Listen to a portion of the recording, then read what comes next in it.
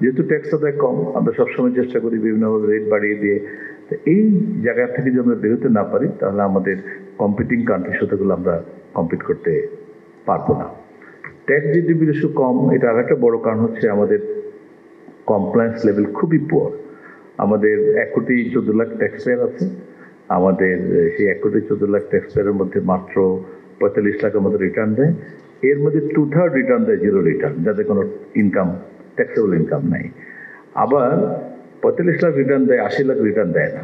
যারা রিটার্ন দেয় না তাদেরকে আমরা ওইভাবে অ্যাডমিনিস্ট্রেট করতে পারি না। এগুলো হলো আমাদের অ্যাডমিনিস্ট্রেটিভ কম্পিটেন্সের ব্যর্থতা, এবং এটা আমি 100% একমত। আমাদের যে ভাই বললেন যে অটোমেশন ছাড়া আমাদের কোনো বিকল্প নেই, আমরা আসলে সেদিকে এগাচ্ছি। আমরা একটা বড় প্রজেক্ট হাতে নিয়েছি অটোমেশনের জন্য। আপনারা একটুখানি টের পাচ্ছেন গত কয়েক মাসে আমরা অটোমেশনটাকে কতটুকু ফোকাস করেছি। ইনকাম ট্যাক্স রিটার্ন সাবমিশনের ক্ষেত্রে আমরা অনেক জায়গায় এবার কম্পালসারি করেছি। আগামী বছর থেকে সম্পূর্ণ সবার জন্য কম্পালসারি হবে, অর্থাৎ আমরা পেপার রিটার্ন নিব না। একইভাবে কর্পোরেট ট্যাক্স রিটার্ন এখন অনলাইনে দেওয়া যায় না, আগামী বছর থেকে কর্পোরেট ট্যাক্স রিটার্ন অনলাইনে দেওয়া যাবে। এগুলো আমরা চেষ্টা করছি এগুলোকে মোবাইল অ্যাপেও নিয়ে আসার জন্য। এর বাইরে আমরা যেটা করেছি, যেমন অথরাইজড ইকোনমিক অপারেটর, এটা আমরা চালু করেছি। আমি গতকালকেও কথা বলেছি যে ইভেন অথরাইজড ইকোনমিক অপারেটর বাইরেও আমাদের যারা কমপ্লায়েন্ট ট্যাক্সরা, দীর্ঘদিন ধরে যারা কমপ্লায়েন্ট, তাদেরকে কীভাবে গ্রিন চ্যানেলে বের করে দেওয়া যায়, সেটার জন্য আমরা এবারের বাজেটে একটা চেষ্টা আনবো। ট্যাক্স রেট কিন্তু বাংলাদেশে কমেছে। আপনারা যদি 80 দশকের কথা চিন্তা করেন, ইন্ডিভিজুয়াল ট্যাক্স রেট ছিল অ্যাজ হাই অ্যাজ 60%। বিশেষ করে আপনারা যারা প্রফেশনাল আছেন, পুরোনো ফাইন্যান্সিয়ালগুলো দেখেন ইন্ডিভিজুয়াল ট্যাক্স রেট কত ছিল। সেখান থেকে কমতে কমতে কমতে কমতে আমরা 25-35-এ গিয়েছি। কর্পোরেট ট্যাক্স কিন্তু 40-45% ছিল, এখন এটা 20% এসে নেমেছে, 22.5% এসে নেমেছে।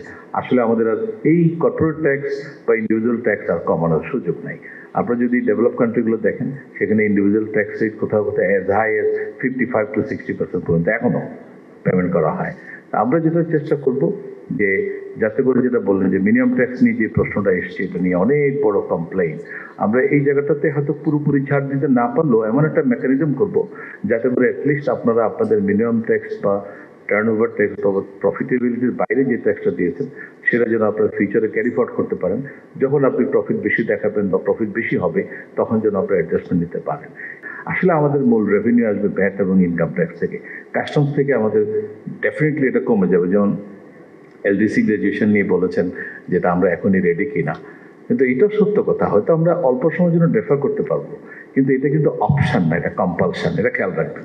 আপনার দেশের যখন ইকোনমিক লেভেল একটা জায়গার উপরে চলে যাবেন, তখন আপনাকে এলডিসি থেকে গ্র্যাজুয়েট হইতেই হবে, এটা আপনি চাইলেও ঠেকাতে পারবেন না। সে কারণে আমাদের এই প্রিপারেশনগুলো নিতে হবে যে আমরা সত্যিকার অর্থে, যেমন আমরা অনেকেই ইনসেন্টিভের উপর ডিপেন্ডেন্ট, অনেকেই সাবসিডির উপর ডিপেন্ডেন্ট, অনেকেই ট্যাক্স হলিডের উপর ডিপেন্ডেন্ট। আমি সব জায়গায় বলি পার্সোনালি যে ট্যাক্স হলিডে নিয়ে আপনাদের তো চিন্তা করার কোনো কারণ নাই। কারণ আপনি ব্যবসা করবেন হচ্ছে ট্যাক্স দেওয়ার পরে যে প্রফিট থাকবে সেটা আপনার পোষায় কিনা, সেই অনুযায়ী ব্যবসা করবেন। কিন্তু ট্যাক্স হলিডে দিলে ব্যবসা করবো, নাইলে করবো না, এই ধরনের মাইন্ডসেট পৃথিবীর কোনো ট্যাক্স প্যারেন্ট নাই, বাংলাদেশেও থাকা উচিত না।